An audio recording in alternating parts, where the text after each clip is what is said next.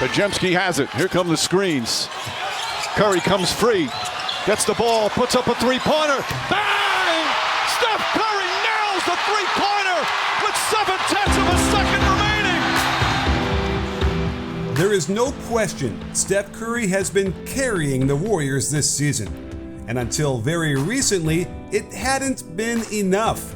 It was hard to figure out whether this Warriors team was good enough to compete in the brutal Western Conference. As recently as 2 weeks ago, they were 4 games under 500, listless, desperate to make a trade, and facing some very real decisions about a couple of their more storied players. And that's when Steve Kerr made a bold decision. He benched one of their mainstays in Kevon Looney and unleashed a brand new lineup that no one has been able to come even close to stopping, putting Klay Thompson on the bench and letting Brandon Podziemski run alongside a small ball lineup that has the uber-athletic Jonathan Kuminga and Andrew Wiggins at forward and the defensive genius of Draymond Green at center. With this lineup, BP and Draymond are serious playmakers who can operate out of the space created when Curry pulls the defense way out of position with his unparalleled gravity. Over the last 10 games, this lineup has gotten a ton of minutes, and it's the main reason why they've gotten back into the playoff picture. The biggest stat difference is with pace, which went from an average 99.7 to a decidedly fast 102.3. Rarely do teams suddenly start getting up and down in the middle of a season like this, but adding another good passer to the lineup has unlocked Jonathan Kuminga. Fresh off complaining about playing time and almost forcing the team to trade him, he's now doing a mini Giannis impression in the open court, as it takes 2 defenders to stop him once he gets going. But the Warriors also vary his attack by letting him get past half court before finding him with space to attack and use his incredible athletic ability to impose his will on the rim. Rarely do you see a team's pace go up so profoundly in the middle of the year like this, but the Warriors in the Steph era are normally at the top of the league in this category. So this could just be a regression to the mean, and it has juiced their offense enough to get them into the top 10. Without Looney in the starting lineup, they can now space the floor more optimally, and it has opened up a lot more options in the Steph-Draymond pick and roll. Even without elite three-point shooters on the floor, look how much gravity they have to allow Draymond an easy roll to the bucket. But this also opens up cutting opportunities for Kuminga, who has become a favorite target of Green after receiving the pocket pass from Steph. It's not unusual for teams to double Curry thinking they're going to stall the offense, but the Warriors are well prepared for this advantage, as the Nets rotate properly but have no way of stopping Kuminga once he gets into the lane for the catch. To understand what Draymond sees on these short rolls, let's use some exciting new technology from VReps, software developed to help train players better. For more info, check the link below. As both players move up to Steph, Draymond can drift into the open space and wait for the pass. Now, the defense doesn't want to give him a layup, so he sees the lower defender rotate over to him. This gives him a 3-on-2 fast break, and he actually has a choice of open cutters and opts to go with Kuminga. If we were to look at this from the other angle, he also had a kick to a wide open 3 in the corner, and this routinely happens when they run this pick and roll. Again, Steph draws both defenders to half court with him, and Draymond knows just how far to take his drive until the defense is forced to commit and JK can do the rest. The Grizzlies tried to adjust by having an extra defender crash into the lane to pick up Draymond's roll. Steph reads this and finds the open Podziemski, who runs into the catch, collapses the defense himself, then finds Kuminga open for the catch and shoot 3. Another big part of the Warriors' offensive engine is cutting to the basket, and they do it more, by far, than any other NBA team. It's what makes their offense so special and fun to watch, which is what happens to every NBA game when you play Sleeper, the ultimate fantasy sports app. What's cool is that you can set your over-under picks before the game or do it live while it's happening. Just pick at least 2 players and whether they'll get more or less from a host of different stats, and you can win up to 100 times your money. So let's look at some of my picks for tonight. I've got DeAndre Ayton. I don't think he's going to get as many rebounds against the tall Minnesota front line, so he'll get less than 9.5 there. Kuminga, I think he's going to fill the box score up against Utah, even though they had a tough loss last night. He'll rebound and get a bunch of stats.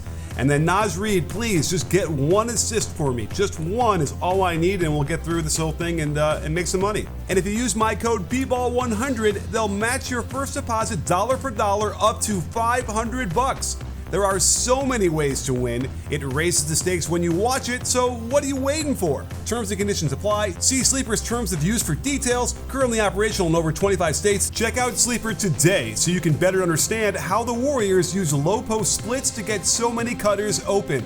It starts by feeding Draymond on the low block, and the passer and the player at the top of the key will split off of each other. Instead of putting Steph in one of those two spots, they've been hiding him on the weak side, where defenders will stay glued to him, allowing him to sprint into the cut and catch them off guard whenever he wants to. When you're completely on top of your man on the weak side like Murray is, he has no chance, since he doesn't know when Curry is going to make the cut. With such a good passer in Draymond, these are easy plays. To the defense, it looks like they want to set a double screen for Curry coming around for a three-point shot, and if they get caught anticipating that by getting too high, Curry will cut back door and Draymond will find him. They also like to line Curry and Klay up above the free throw line. Curry's defender is top blocking, convinced he's going to use the Kuminga screen to the right wing.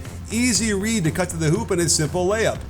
But everyone on the team is a willing cutter, as Podziemski sees his man double the post, so he slips his screen for Curry and Green will always find these openings. I like this organic action with Klay ball screening for Kuminga while Green posts up. Klay's man gets pushed below the dotted line, so when Kuminga turns around and split screens for Klay, he's wide open for a 16-footer. Here's Curry on the far weak side trying to screen for Klay before pulling his man all the way above the three-point line so he cannot help. Kuminga's cutting has gotten really good this year, and Klay's cut around Draymond opens up the pass to the cutter for a dunk. The issue for the Warriors had been that they lacked playmakers other than Steph, which meant they were going to wear him out by the end of the season. But they found another guy, Podziemski, who can set players up. It also helps to have your star player so willing to set screens, as it looks like Gary Payton is setting a pin down, but Steph flips it into a back screen, and there's Podziemski spotting it and throwing the nice dime. He's doing the CP3 role as well as CP3 could do it, with fresher legs who can stay on the court without getting injured so much, enabling Curry to get off ball and play like a role player getting to the corner for this nice no-look pass that enables them to extend their lead. In the non-Steph minutes, he's also a guy who can direct the offense as he spots the sliver of an opening on the slip ball screen by Payton for the nice hookup on the lob. The offense developed by Steve Kerr encourages tons of ball movement, and Dario Saric is another very good passer who has fit in very well. As soon as Klay sees his man has turned his head and lost sight of him, he heads to the hoop and Saric spots him out of the corner of his eye and throws a strike right on the money. Because players know they're going to get the ball when they cut, you see a lot more cutting, as no less than 3 players converge on the lane and Saric picks the best finisher of the bunch. And popping after the screen is where he's at his most dangerous. He can nail the 3, or you can get 2 backdoor cuts from the same side, earning another assist for Super Dario. But they've even gotten Wiggins and Kuminga in on the act, with evidence that they can make similar passes to cutters open near the hoop. And in the case of Kuminga, who can struggle with decision making, plays like this have to make Kerr trust him a little bit more with playing time. The Draymond at center lineups have dramatically cut down on turnovers, and it helps when you don't have the lane clogged with at least 2 non-shooters in Draymond and Looney. Even though Draymond is over 40% from three-point range, they're mostly wide open because his man will not guard him. Over the past 10 games, Green has come back down to earth, and that makes sense since we have a whole career of shooting data that indicates he's not a good shooter. That said, the Warriors have been able to get a lot more looks at the basket, which in turn cuts down on their opponent's fast break opportunities. You can see how Looney's lack of an offensive threat allowed his man to get in the way of plenty of the beautiful cutting and passing, as his man can ignore him and roam the paint and get in the way. With less Looney minutes, the Warriors are able to optimize their attack. Also, these 2 lineups over the last 10 games have dramatically lowered their opponent's free throw attempt rate. During this stretch, they've gone from 5th highest opponent free throw attempts per 100 possessions to 10th highest, and considering how few free throw attempts they get, the more they can limit the other team's charity shots, the better. The defense has picked up considerably, and the first place to examine is when teams try to target Curry. Watch Draymond direct everyone as Kuminga simply won't let Booker ISO on Curry. While Curry went the wrong way, everyone else makes up for it with good rotations until the shot clock becomes an extra defender. They bring Curry's man up to screen for Trey to force a switch, but watch how Kuminga is able to slide backwards to contain while also being positioned to get to the lob where Curry can aggressively grab it. They try to get Curry pinned down in the high post against the much taller Markkanen. Draymond is all over it by shadowing on the low block while making sure Klay sinks down to zone up the backside. They make a perfect L shape in support of Curry and Draymond, and Wiggins is long and quick to contest this shot into a miss. When the Lakers try to attack Curry with LeBron, Draymond instructs Kuminga to be the shadow so he can stay at home on AD. More great weak side positioning by the zone defenders, allowing Green to fly out to the corner to improbably block this jumper from Davis. Curry himself has been displaying tons of great energy on the defensive end during the stretch, as LeBron cannot get any closer to the basket on this catch with Curry holding his ground, then pressuring him into a bad turnover. Check Curry picking his man up in the backcourt, then pressuring him in the coffin corner to force them to take a ton of time off the shot clock. On the reversal, we get excellent position by Kuminga to first pick up the roll man, then close out to Hunter. Podziemski refuses to get screened off, then properly forces the ball back to the baseline. I love how Kuminga supports him by pouncing on the ball to pressure a mid-range shot into the miss. And when you say Curry is a weak link on defense, that's complete nonsense. Watch how he chases out of the corner, sticks with Beverly around the attempted screen, is engaged and stays with him on the drive, cutting Beverly off and inviting the pass, where Draymond can finish it off with a gorgeous take of a charge.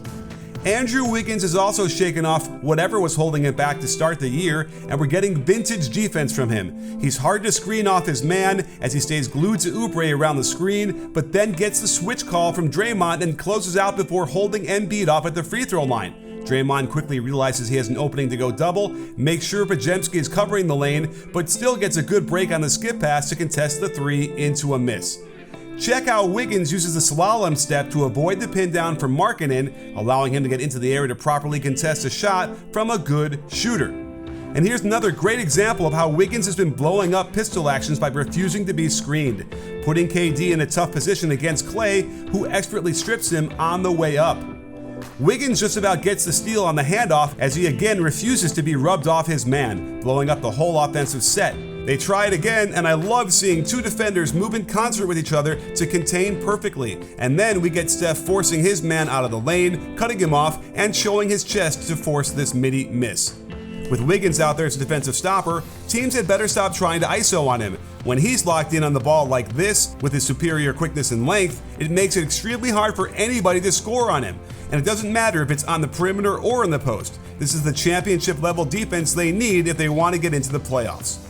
And to top it off, there's Draymond. Back from his much deserved suspension, it makes me scratch my head when a player decides to go at him one-on-one in the half court. Forced to step up on the switch, Clarkson can't get by him, nor can he pivot around him, and Draymond stays on his feet until forcing the awkward lefty flip that is way off. Green covers so much ground that it might seem like he's everywhere, affecting every action. He's deciding whether to double, making sure his teammates are ready, but when the skip gets thrown to his man, he closes to take away the three-point shot, then is able to recover to pressure Dinwiddie into a wild shot that had no chance of going in. And down low in the post, despite not being very tall, there are very few guys who can find success down there against him, as he's physical, not easy to move, and has a 7'1" wingspan that makes post players miss shots. What made Kerr go to this new lineup featuring Podziemski is because Klay Thompson had struggled a lot. It was sad to see his reaction to getting benched down the stretch against the Nets. Kidding me? Yo, from one of the best players. It's hard for anybody, I'll be honest with you. But a lot of times this year, Kerr had little choice. His jump shot, the most reliable part of his game for so long, can abandon him for long stretches. And he would also get extremely impatient if he hadn't shot it in a while, leading to some tremendously bad shot selection. Add to that some confounding ball handling and passing, and the issue wasn't if Kerr was going to curtail some of his minutes, but when. Of course, this new lineup with Klay on the bench played most of the key part of the fourth quarter last night, where the Clippers came roaring back to overcome a 14-point deficit to win at the end. Kerr did put Klay back in for the last 48 seconds, hoping to shake things up, and he certainly did, but in a bad way, as the Warriors got one last shot at it until Klay inexplicably takes the foul despite being down 3 and 39.6 seconds left on the clock. Check Kerr's reaction after telling everyone not to foul. This effectively ended the game, and it makes you wonder if this is the same type of loss they've already had after building big leads against good teams. While they didn't turn the ball over, they did put the Clippers on the line over twice as many times as they got to the line, which negated their three-point advantage. And Klay missed 8 of his 9 threes, which, in a game that goes down to the wire, makes it harder to withstand when many of these shots were open and in rhythm. At the very least, the Warriors might have found ways to spread the floor better and make it a little easier for Curry to get his shots off. That said, his usage percentage has actually gone up over the last 10 games, despite increasing Podziemski's minutes in a huge way. They've shown they can hurt the best teams in the league, building big leads over the Nuggets, Kings, and Clippers twice. But they've lost those games, and even with Curry leading the league in clutch points and shooting a godlike percentage in those pressure situations, they have a sub-500 record when faced with tight games down the stretch. They've also got a problem when Chris Paul comes back, since I expect him to get major minutes despite not playing great before he got hurt. If Kerr can cut Klay's minutes to 26 a game and CP3 to under 20, I think it gives them the best chance to go deep in the playoffs. But things have to break exactly right for this team, and knowing what can happen over the last 30 games of the season, that might not happen.